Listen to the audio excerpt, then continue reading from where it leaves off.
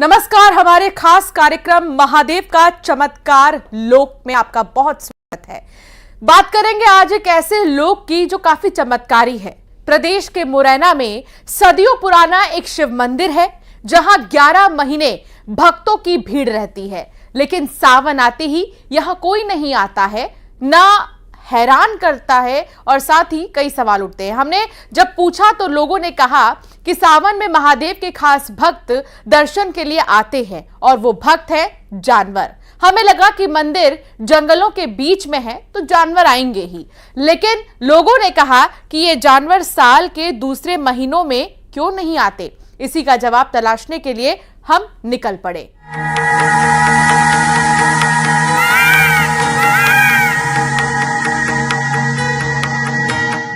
कुदरत की गोद में ऊंचे पर्वतों के बीच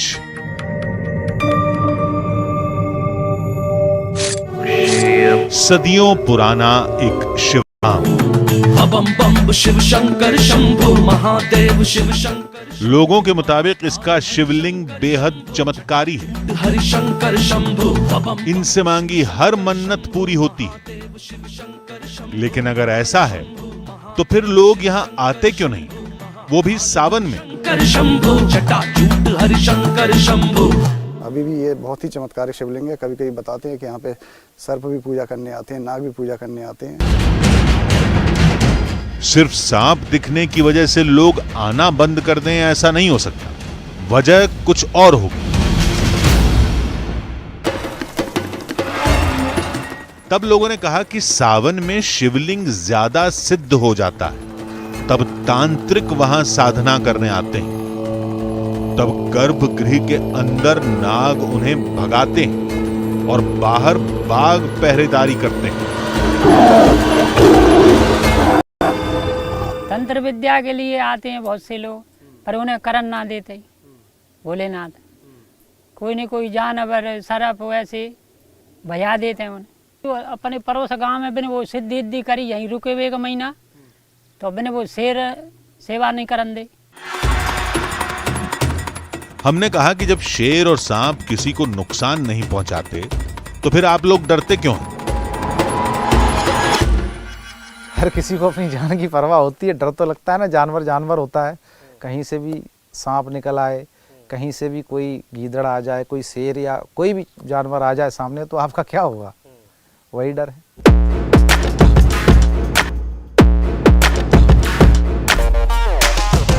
हम एक रहस्य खोजने आए थे और कई और रहस्यों में उलझ गए। अब सारे सवालों का जवाब उन पहाड़ों और उनके नीचे छिपे मंदिर में ही मिलेगा।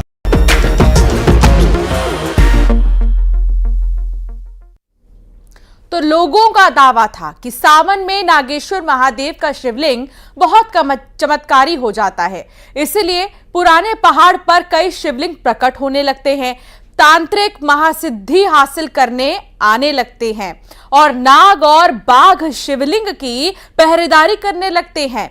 सैकड़ों शिवलिंग का प्रकट होना और गायब हो जाना, ये हमारी समझ में नहीं आ रहा था। मानो यहां कुछ तो है।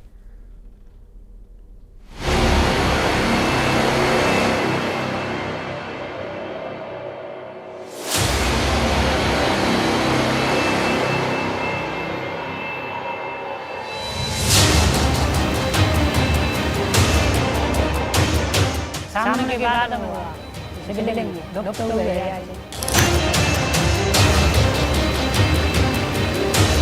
शेर और रीछ है, भालू है और सियार है। रात में वैसे जहाँ पूजा होती है, मतलब अन्य प्रकार की पूजा करने आते हैं। ये सब चमत्कारी और फिर भगवान के लिए चमत्कार आप कोई बड़ी चीज नहीं। परेशान करने के लिए एक ही रहस्य काफी था, लेकिन यहां तो दावों की बारिश थी और सारे दावे जुड़े थे एक मंदिर से, नागेश्वर महादेव। सदियों से सावन में वहां चमत्कार होता है। कहते हैं कि बारिश की बूंदें पड़ते ही भगवान शिव की महिमा से जंगल जाग जाता है। पहाड़ में शिवलिंग प्रकट होने लगते हैं। जंगली जानवर शिव मंदिर में आना शुरू कर देते हैं। नाग, बाघ, तेंदुए, सियार, सब। लेकिन क्या वाकई ऐसा है? चमत्कार के इन्हीं दावों को देखने हम निकल पड़े। आज हम आपको एक ऐसे मंदिर में लेकर चलेंगे जहां पर रात में बाघ की चौकसी होती है और जब सुबह के वक्त मंदिर खोला जाता है तो वहां पर मिलते हैं नागराज। मतलब बाघ भी पूजा करने आते हैं और नाग भी पूजा करने आते हैं। और इस मंदिर के बारे में बहुत थोड़े लोग जानते हैं क्योंकि घने जंगल के अंदर, जो आपको ये मेरे चारों तरफ वादी दिखाई दे रही है, इस वादी के घने जंगल के बीचों बीच वो मंदिर है। उस तक पहुंचना बहुत मुश्किल काम है, लेकिन कोशिश कर रहे हैं कि किसी तरह से उस मंदिर तक जा सके और आपको शिव के उन अद्भुत भक्तों से मिलवा सके।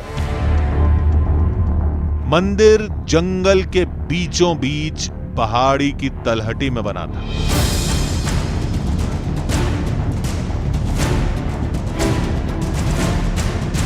आबादी से कोसों दूर।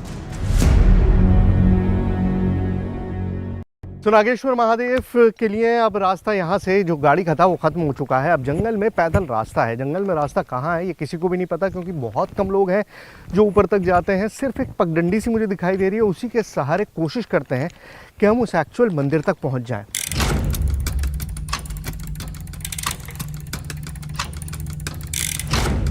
कांटे चुभते रहे, पथरीला रास्ता थकाता रहा, लेकिन हम आगे बढ़ते रहे।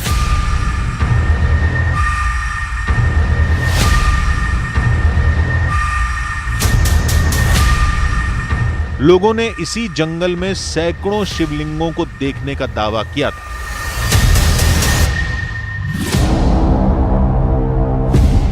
लेकिन अब तक हमें शिवलिंग तो क्या, पिंडी के आकार का कोई पत्थर भी नहीं दिखा था। क्या शिवलिंग वाकई हैं या पहला ही दावा गलत साबित होगा? हम ये सोच ही रहे थे कि तभी हमें खूबसूरती बिखेरता एक सरोवर दिखाई दिया और निगाहें और कदम वहीं थम गए। सावन के महीने में नागेश्वर महादेव लोग इसलिए नहीं जाते क्योंकि नागों का खतरा रहता है, लेकिन आम दिनों में भी लोग कम ही जाते हैं। और उसकी वजह यह है कि यहाँ रास्ता बिल्कुल भी नहीं है। अब करीबन 1 घंटा बीत चुका है और पसीने से बुरा हाल है, बहुत ज़्यादा ह्यूमिडिटी है और रास्ता ना के बराबर है। सच कोई रास्ता है ही नहीं, बस आपको पहाड़ पे चढ़ते रहना है। प्रॉब्लम यह है कि ऐसी जगहों पर जब आप चल रहे होते हैं तो बहुत देर आप रेस्ट भी नहीं दे सकते क्योंकि आपको अंदाज़ा नहीं होता कि आपके आसपास क्या हो, कौन सा जानवर हो, क्या खतरा हो जो आपके पीछे लर्क कर रहा हो। तो ऐसे में यू कैन नॉट स्टॉप, आप रुक नहीं सकते, इसीलिए चलते ही रहना पड़ेगा।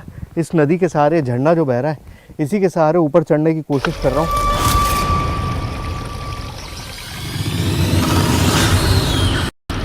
अगर कोई बाघ या शेर मंदिर में आता है तो जाहिर है वो इसी जंगल में ही कहीं होगा, और वो यहां हमारे सामने आ गया तो हम कैसे बचेंगे? डर यह भी था कि अगर हम रास्ता भटक गए और यहां रात हो गई तब क्या होगा? इन सवालों ने थके कदमों में बिजली की तेजी भर दी।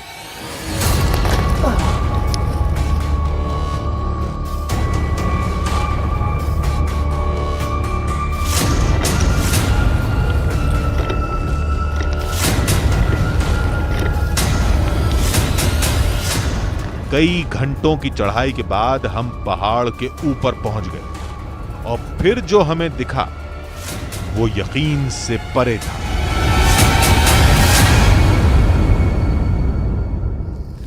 देखिए, इस पूरे पहाड़ पर 1-2 नहीं सैकड़ों जगह शिवलिंग मौजूद हैं, लेकिन छोटे छोटे हैं। अब यहाँ पर देखिए, ये एक छोटा सा शिवलिंग है, लोगों ने इसके आसपास बहुत सारी चीज़ें डाली हैं। उसके अलावा वहाँ पर एक और शिवलिंग है और ऐसे छोटे मोटे शिवलिंग यहाँ भी हैं, यहाँ भी हैं।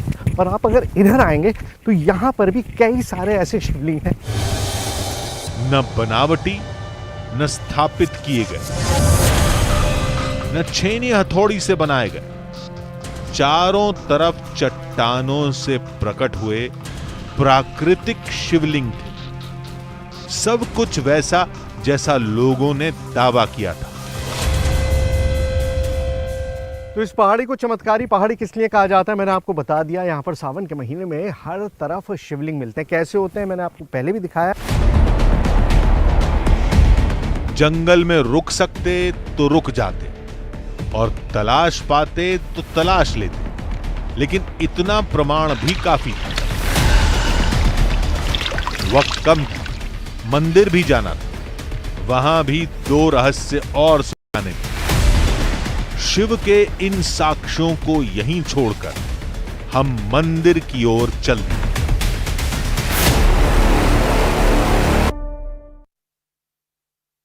हमारा प्लान था कि हम मंदिर में रात भर रुकेंगे और देखेंगे वहां बाघ आता है या नहीं। फिर सुबह शिवलिंग के पास जाएंगे और देखेंगे वहां नाग दिखते हैं या नहीं। अब यह देखना है कि अगर वाकई बाघ या कोई और जानवर आता है तो फिर क्या होगा। तो चलिए देखते हैं कि वहां कोई आया या नहीं।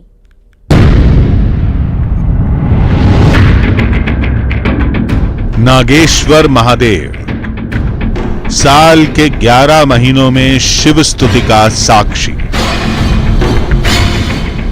और सावन में सन्नाटे का। आखिर क्यों? इसी रहस्य को सुलझाने हम वहां पहुंच गए थे।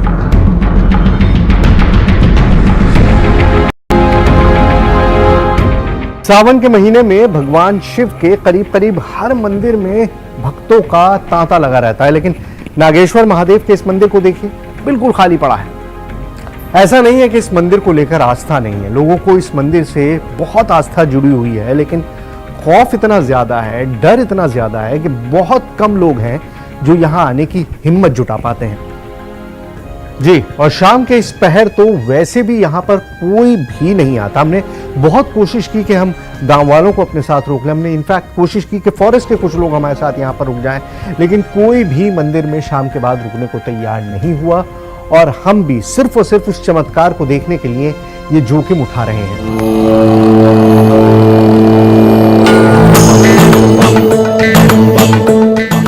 सबसे पहले हम शिवलिंग के पास पहुंचे। सदियों पुराना शिवलिंग, शिवलिंग की तरफ मुख किए नंदी और शिवलिंग से लिपटा तांबे का नाग। हमें कुछ अलग नहीं दिखा। सबसे बड़ी घटना आश्चर्यजनक ये है यहाँ की कि आप जितने भी इनका शिवलिंग का अभिषेक करो, कितने भी टैंकर मंगा लो आप, हमने खुद अभिषेक करवाया 10-12 टैंकर, और ये मोटर जो लगी हुई है ऊपर से नीचे से वो चालू की। अभिषेक रुद्री से रुद्राष्टाई अभिषेक चल रहा था, खूब मंत्र नमस्ते रुद्रमन्य उतो तकवे नमः बाहुभ्याम उतते नमः, सारे रुद्र अभिषेक चल रहा था। आप अचंबा करोगे कि वो टैंकरों का पानी कहां गया। आज तक ये नहीं पता पड़ पाया यहां पर कि ये पानी कहां से निकलता है। छेद के अंदर सांप होता तो पानी से बचने के लिए बाहर भागता, यानी सांप यहां से नहीं आता है। एक जवाब मिला तो नया सवाल पैदा हो गया। छेद में जो सैकड़ों लीटर पानी डाला गया वो कहां गया? लोगों ने कहा था कि छेद नागलोक तक जाता है और सारा पानी वहीं चला गया, और नागलोक के सांप ही शिव भगवान की आराधना करने आते हैं। भारत सरकार के डीआरडीओ को वहाँ करीब 10,000 बीघा जमीन अलॉट हुई है। जब उस पहाड़ पे उसको उन्होंने अपने जांच की गई कि 162 मीटर तक वो शिवलिंग, टेलरी महादेव का जो शिवलिंग है, 162 मीटर तक उसकी गहराई देखी गई, और इसी कारण से उन पहाड़ों को उस परिधि से छोड़ दिया गया। डीआरडीओ ने उसका अधिग्रहण नहीं किया, वो और पहाड़ों की और जगह की बाउंड्री वाल करा रहे हैं, लेकिन उस जगह को छोड़ दिया गया। जब डीआरडीओ जो रक्षा अनुसंधान केंद्र है भारत सरकार का, वो उस जगह को उसके महत्व के कारण छोड़ रहा है, तो हम आम आदमी इसको कैसे नकार सकता है? शिवलिंग के पास ये छेद सैकड़ों साल से,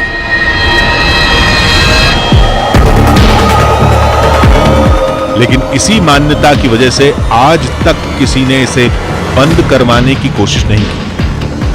चलिए हम इसके मुंह को बस एक रात के लिए ऊपर से ढककर देखते हैं। इस पूरे मंदिर में सिर्फ एक ऐसी जगह है जहां पर मुझे शक है कि सांप रह सकता है और वहां से सांप बाहर आ सकता है, और वो है शिवलिंग के पास की ये खाली जगह जिसको मैंने कपड़े से भर दिया है। मतलब मैं इंश्योर कर रहा हूं कि कोई भी ऐसी जगह ना छूटे जहां से सांप के इस शिवलिंग पर आने का कोई भी चांस हो। अगर वैसे तो मैंने आपको बताया कि यहाँ इतना पानी जाता है कि अगर कोई भी जानवर होगा तो बाहर आ जाएगा, लेकिन उसके बावजूद भी मैंने कपड़ा जो है इसमें लगा दिया है और ऊपर से मैं सारे पत्थर इसमें रख दे रहा हूं, तो अब बिल्कुल ये सील हो गया एक तरह से। सांप आएगा या नहीं आएगा वो तो सुबह पता चलेगा, लेकिन अभी हमें रात होने का इंतजार था। तो पहाड़ पर बने इस छोटे से मंदिर के दो रास्ते हैं। एक रास्ता उधर है जहां से ये ड्रोन कैमरा आ रहा है, और एक रास्ता एग्जैक्टली मेरे पीछे है। मतलब दो ऐसे रास्ते हैं जहां से आना जाना हो सकता है। वैसे जंगली जानवरों का तो कुछ भी नहीं पता, कहीं से भी आ सकते हैं। देखिए, मंदिर के 3 तरफ ऊंची दीवारें हैं। बस ये ऐसी जगह है जिसकी ऊंचाई जंगल के करीब करीब बराबर है, यानी यहां से जंगली जानवर आसानी से आ सकते हैं।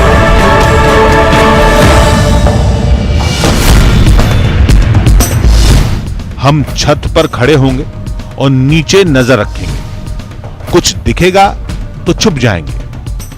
यह प्लान रात के लिए था।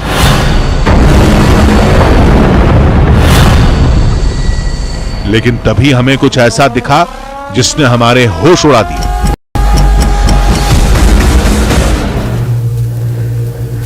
अभी शाम नहीं हुई है, लेकिन जंगली जानवरों ने इस मंदिर के इर्द गिर्द अपना घेरा बनाना शुरू कर दिया है।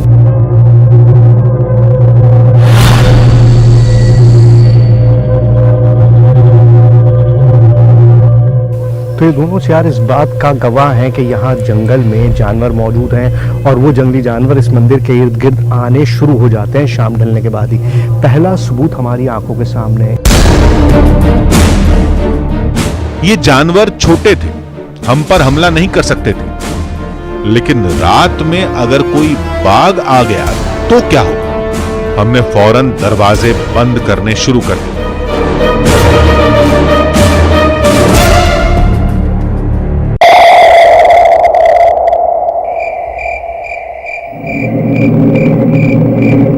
सूरज डूबने के साथ इंतजार खत्म हुआ। प्लान के तहत हमने छत से जंगल और मंदिर पर नजर रखनी शुरू की। हर आहट पर हमारी निगाह उस ओर घूम जाती थी।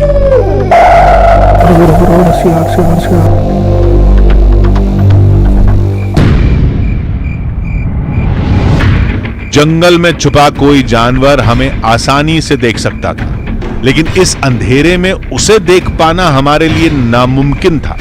हमारे पास लाइटें भी बहुत कम थी। कुछ घंटे बीत गए, लेकिन कोई बाघ तो छोड़िए, कोई सियार या लोमड़ी तक लौट कर नहीं आए।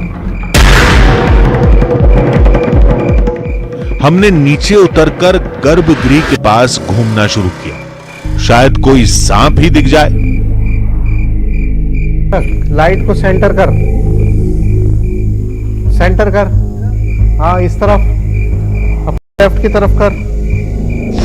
हाँ ठीक है ना? हाँ हाँ हाँ, यही यही पर सही है ना ये? तभी एक आवाज सुनाई दी। आवाज आ रही है ना जानवर की? जानवर की आवाज आ रही है। अब ऊपर भागो, ऊपर भागो, ऊपर भागो। हम छत की ओर भागे। अबे जानवर की आवाज आ रही है। गुर्राने की आवाज किसी बड़े जानवर की थी।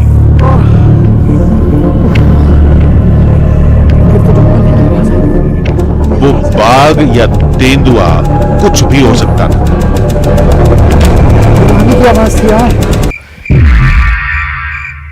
आधी हकीकत आधा फसाना की पूरी टीम छत पर छुप गई।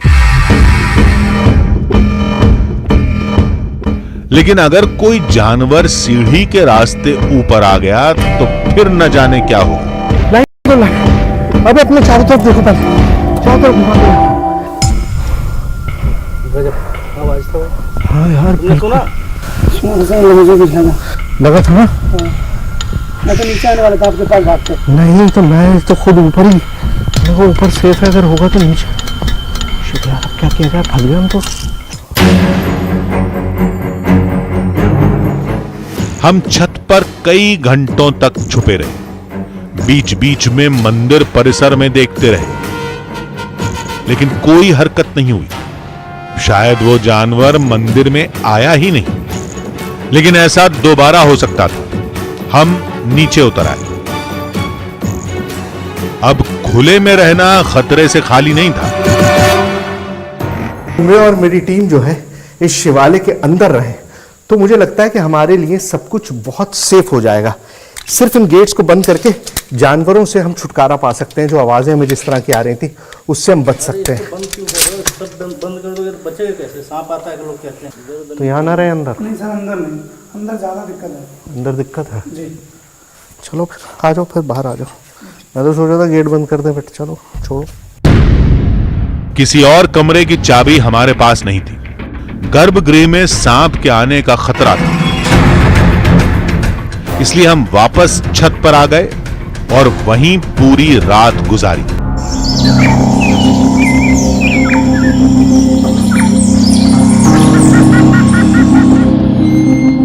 सुबह होते ही हम मंदिर के गर्भगृह की ओर भागे। अब बारी थी तीसरे दावे को परखने की। एज आई सेड, सुबह का वक्त हो गया है और मतलब ये वो वक्त है जब शिवलिंग के अंदर जाके देखने की जरूरत है कि वहां पर क्या नजारा है। अंधेरा बहुत है, रोशनी में मुझे दिखाई कम दे रहा है। ओ, आप देख रहे हैं जो मैं देख रहा हूं? बिल्कुल सामने शिवलिंग पर एक नाग बैठा हुआ है, बिल्कुल सामने फन फैला है। जिस तरह की कहानियां सुनी थी कि नाग होता है, बिल्कुल उसी तरह का नाग। और मेरी आवाज सुन के पीछे की तरफ टर्न कर गया। मतलब अपने आप में शॉकिंग है। आप इधर आइए, ये देखिए, बिल्कुल अपने आप में शॉकिंग है।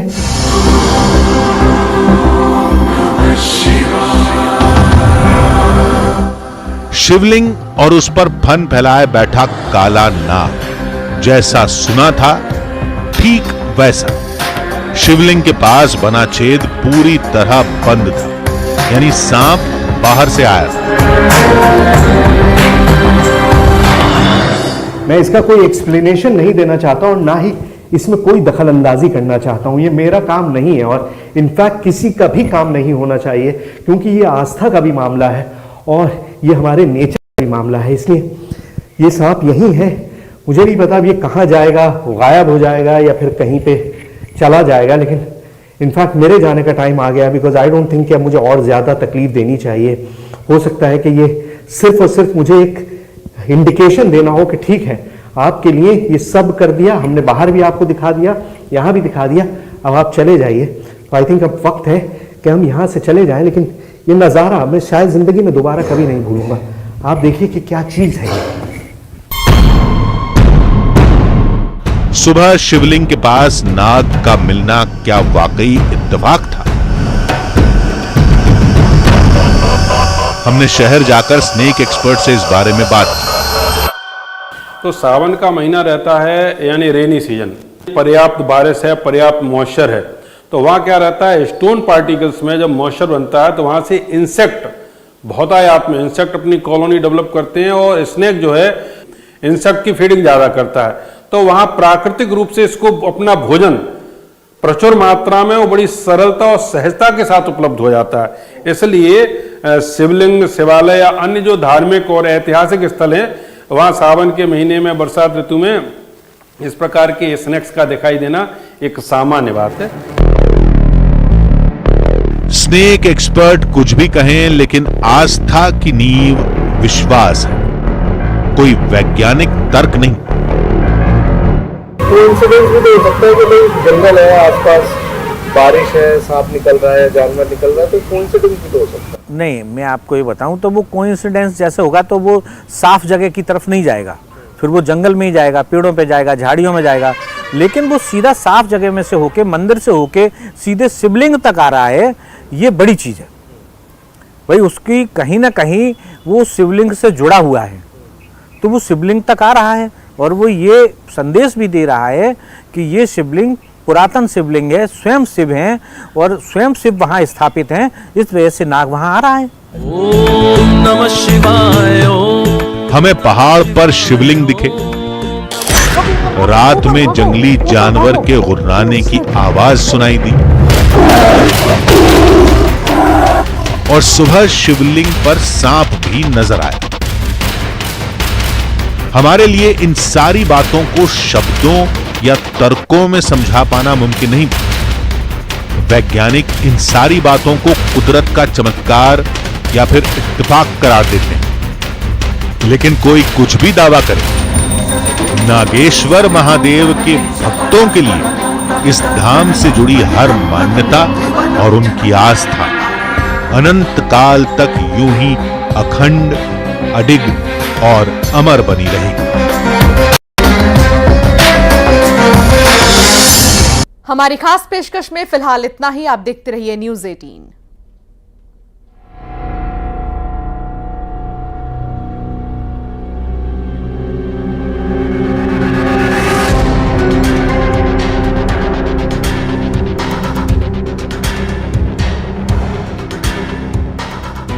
दो पक्षों के बीच विवाद, कंपनी के कर्मचारियों के बीच हुई विवाद में